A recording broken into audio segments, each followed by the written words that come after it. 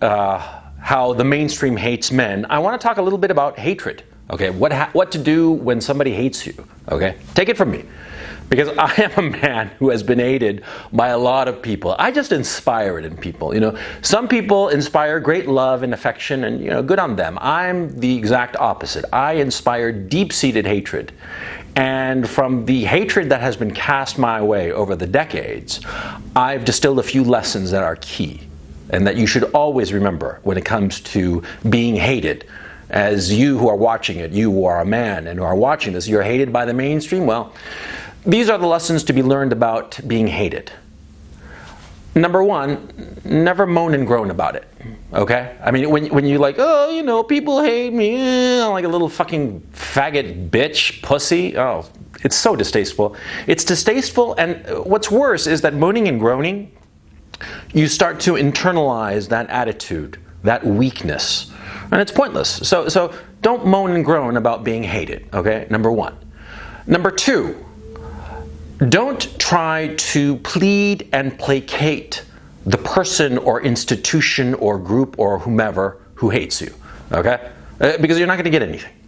If you try to plead with them, like, please don't hate me. What can I do so that you don't hate me? I'll do anything. What will make you happy and not hate you? Because I want you to love me. Please love me and don't hate me at least.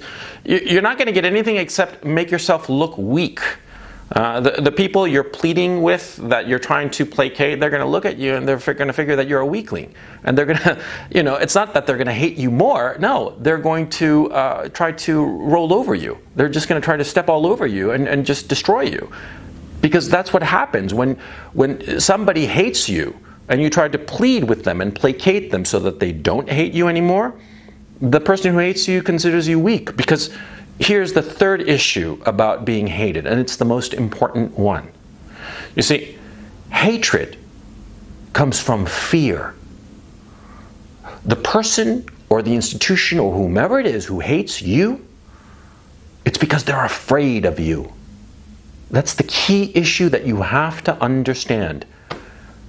And if you try to plead with them and placate them, they learn that you're not to be feared. Okay? And that's why when somebody hates you, what you have to do is that you got to spit in their eye. You got to make it clear that you don't give a shit, and you got to double down and just encourage the hatred. Spit in their eye, poke them in the eye, and laugh in their face. Because then they'll know that, they can hate you all they want, but they'll be more afraid of you. Especially if you're willing to go all the way. Okay, and that's something else, and it's perhaps the fourth and final lesson. If somebody hates you and they push the issue, you've got to be willing to go all the way, no matter the cost. Because I'll tell you right now from experience, hard-earned experience that I learned in playgrounds and recess periods when I was a boy, and it's lessons that have stood me well for over 40 years. If you are hated and they push you around, you hit back with everything. And it doesn't matter if they kick the shit out of you, okay? You got to hit them back hard so that they know that their hatred of you, their fear of you, it's warranted, because you're going to hurt them if they mess with you. Okay? Okay, let me get on with the topic, which is a very important one, which is how the mainstream hates men. For any disinterested observer, it's obvious that the mainstream in the Western democracies hates men. And they express it daily, and they express it on every day to every age group in just about every situation. It's only the people in the democracies of the West who have deluded themselves into thinking that it's a conspiracy theory, this hatred of men. No. It's an actuality, and we got to live with it. Okay, and we see it every day. We see it, for instance, with small children, with boys. Boys are rambunctious. Boys are just, naturally, physically more aggressive. You take a 5 or 6 year old boy, right, and you leave him alone in a garden, and he'll climb to the top of the tree. Yeah, he'll just do stuff because he's a boy. Boys are naturally more rambunctious. They are naturally more aggressive. They get into fights. I have 2 small children. I have a 3-year-old son and a 5-year-old daughter, right? Now, My 3-year-old son, you know what he discovered? That when he wants to get a cookie, there's this little stool he can move over, and he crawls up onto the kitchen counter, and then from the kitchen counter he stands up and he crawls up into the cabinets and gets the cookie. You know, my daughter, who's 2 years older, and actually I would venture to say a little bit more physically coordinated than my 3-year-old, my 5-year-old daughter would never dream of doing that. But my 3-year-old son, he's like, yeah, fucking A, let's do that. Because he's a boy. Boys today, what happens? You know, they go to school, even in preschool and kindergarten, and they're medicated, you know, to make them more docile. They're medicated, and their rambunctiousness is diagnosed as a disorder. Their natural energy, product of their testosterone, is vilified. It's made to be something bad. They're basically treated, boy children are treated as if they were defective girls. Yeah? Because all the girls, because they are girls, are far more docile, far more compliant. You know, studies have been done, and this is uncontroversial. Women, girls, are simply more agreeable than men and boys. But the boys, they're treated the same, and if they don't act like girls, then they are considered defective, and they must be medicated. Now, these boys who are medicated, well, later on, when they hit puberty and after, what happens to them? They're treated not just as defective girls, which they are, but any screw-up that happens in middle school or junior high school and high school, it can affect their lives for the rest of their lives. It determines what colleges or universities they get to go to, what career opportunities they might have. You know, because a naturally rambunctious and intelligent boy will have an incredibly difficult time sitting still for 8 hours in a schoolroom. A normal boy, a normal healthy boy will want to go out. He won't be able to sit still. A 13-year-old boy, I mean, to demand of him that he sit there for 8 consecutive hours learning stuff, it's impossible. They can't do it, but they are expected to. And if they don't do it, they are hindered in their life's journey. They are held back. They don't get to go to the AP classes in high school, so they don't get to go to the Ivy League schools. And it doesn't matter if they are intelligent. They could be brilliant. They can be geniuses. But if their behavior is too out of line, too outside the norm, and the norm is established by girls, not boys, okay? It's not that girls are considered defective boys. It's that boys are considered defective girls. And so they're medicated, and they're hindered in their life's journey, and they are held back. And who survives this system of education that we have? Who gets into the best schools, the Ivy League schools and stuff like that? I saw it. You know who it was? The more compliant boys. Not the smartest boys, the more compliant ones. The ones who didn't, you know, object to anything that they had to do, who jumped through every hoop. Basically automatons. Those were the guys who in our current society progressed. And I saw that. I saw that in the early 90s, that the guys who were in the Ivy League schools were just more docile, okay? And I saw it because at that time I was older. I'd taken 5 years off, basically. I'd, you know, bummed around, done this and that, and, you know, got into trouble, okay? Because when I finished high school, I just couldn't sit still. I couldn't do college when I was 18 and 19. I was just too energetic.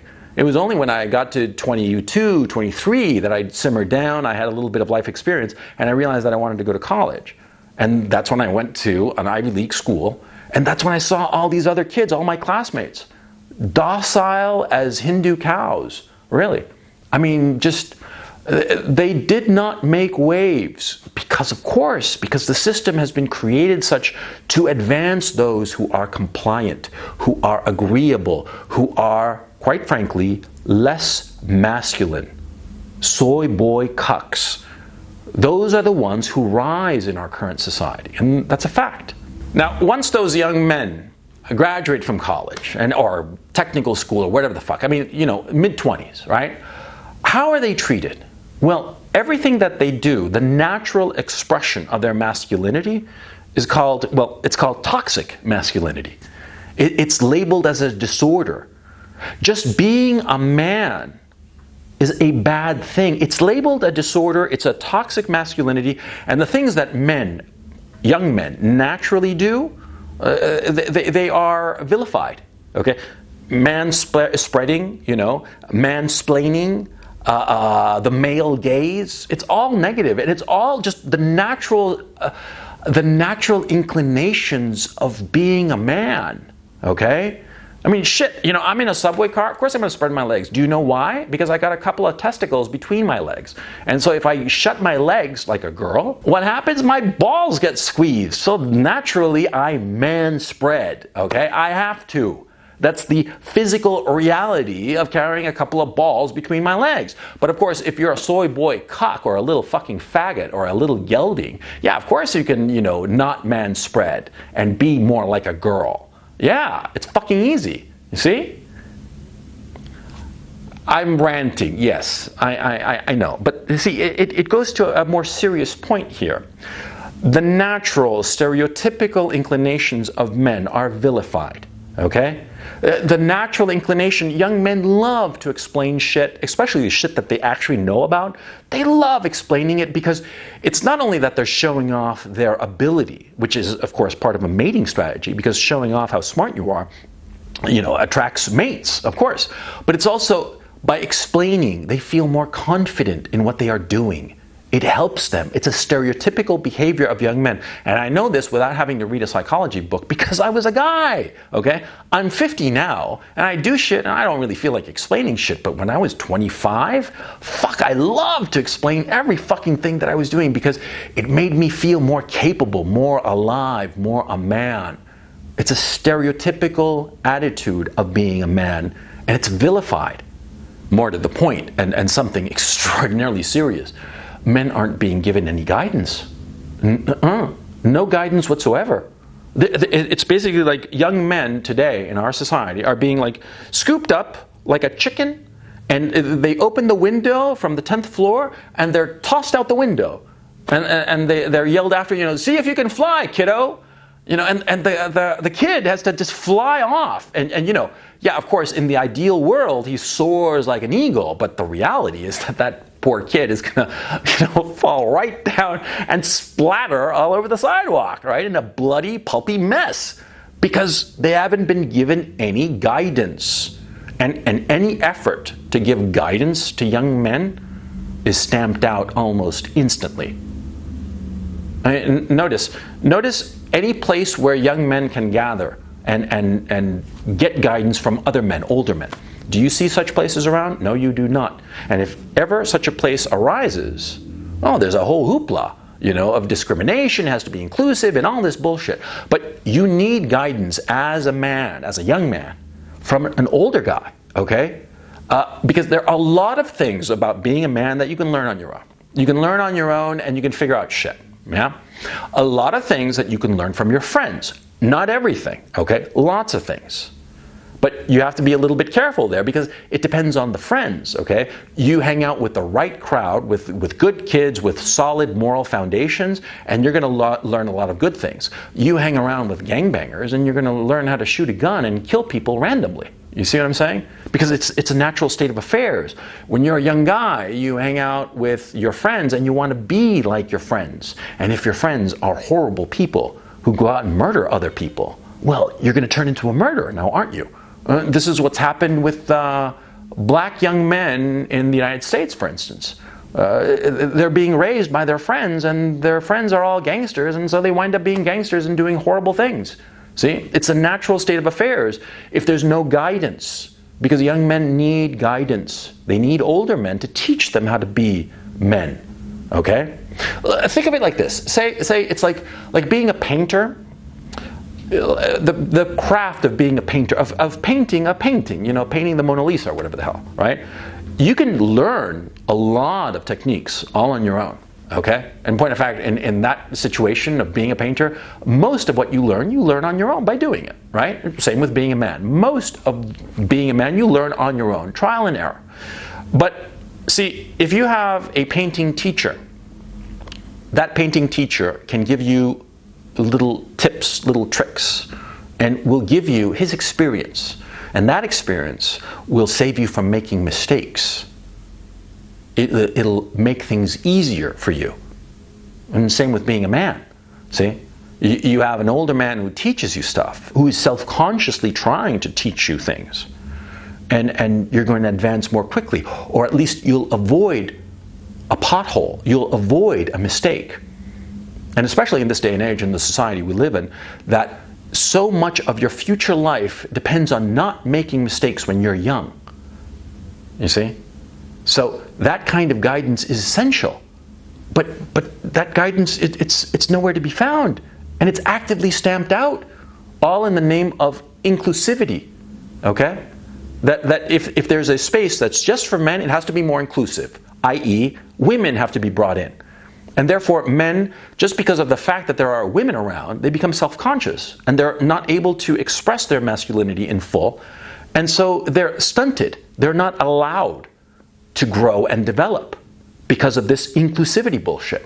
And those of you, those fools who say that a woman can teach a man to be a man, you're a fucking idiot. You're just a fucking imbecile. And to extend the metaphor of painting, see, like, imagine I were to say to you that, yeah, you're taking this painting class, sure, but you know something? We're going to have this teacher, but instead of him being a painter with experience and a successful career as a painter, we're going to bring in the sculptor to teach you how to be a painter.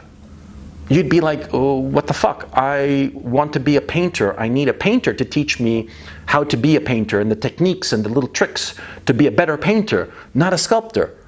And imagine, the supervisor or principal or whomever the fuck says, no, you have to be inclusive. You have to be inclusive, and that's why we're going to bring this sculptor to teach you how to be a painter. You'd be like, what the fuck is going on? Same fucking thing. Same fucking thing. A woman cannot teach a man to be a man. It's simple as that. See?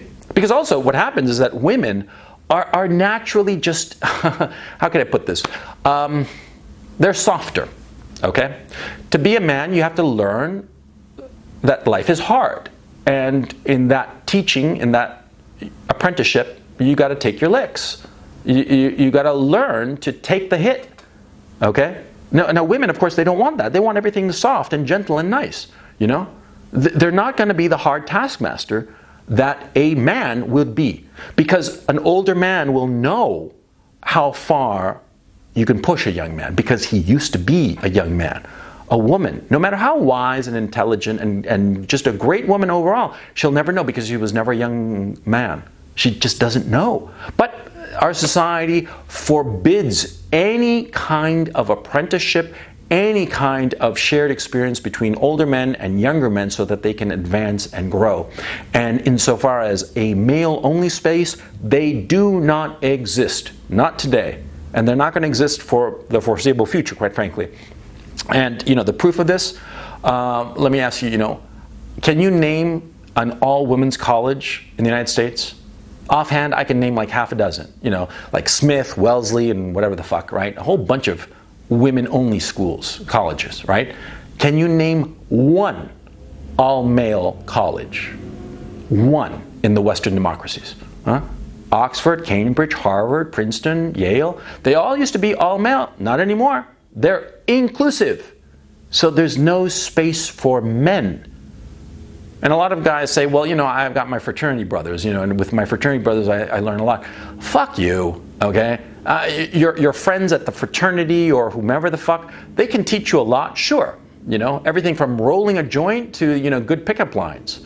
But for a life, your friends can't teach you shit because they're as clueless as you are, because they're young.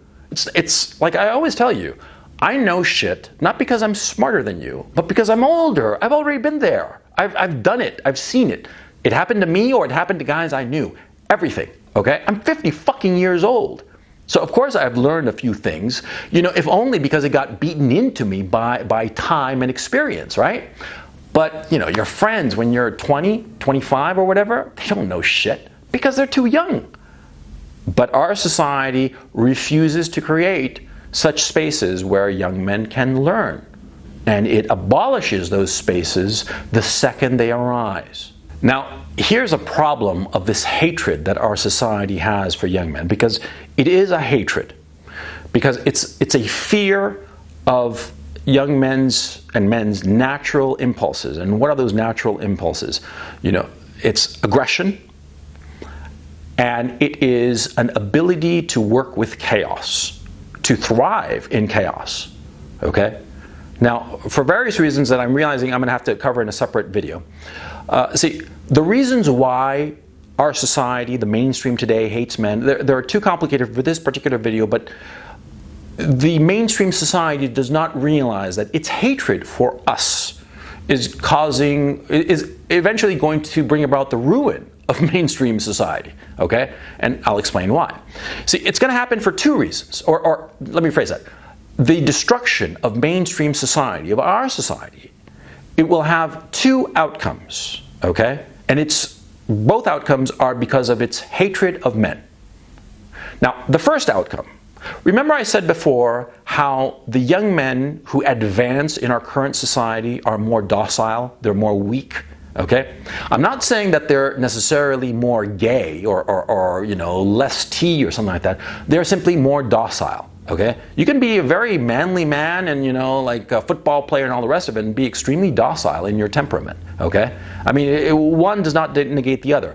The young men who are rising to positions of leadership in our society today are extraordinarily docile. They you know, go along to get along, right? They don't make waves. Now, these men, these weak men, well, in the face of competition from other societies that do not have this problem that our society has, the Muslim world, the East Asia world, the Southern Asia world, okay, these more masculine societies where men are allowed and encouraged, in fact, to express their masculinity, where their masculinity is a dominant force in those societies, well, those societies, they're going to overwhelm the Western democracies. The Middle Easterners, the Africans, the South Asians, the East Asians, they are going to overwhelm, and they are in fact overwhelming, the Western democracies. Because the men who have risen to positions of power and leadership in the Western democracies are weak. And those weak men do not have the gumption, the moral self-confidence to defend the Western democracies, to defend this mainstream society that we live in. You see what I mean? And this is catastrophic, okay? So the end of our society will be because these weak men are not able to defend it from the aggression of the other more virile societies that are encroaching on the Western democracies. Now, that's one outcome. The second outcome, and frankly, it's the outcome that I personally hope, is that our current system, the system of the Western democracies, it disenfranchises the more energetic, the stronger young men. The fact of the matter is that I myself feel disenfranchised because somebody like myself, with the energy and gumption that I have, I should be better positioned in my society. But for various reasons, I have been marginalized. And there are a lot of young men who are very, very capable, but they have been marginalized. You know, they got drunk when they were 16 and crashed a car, and because of that, they couldn't get into the AP classes, and they couldn't, you know, go to the Ivy League school, and they wound up getting, you know, a technical education, right?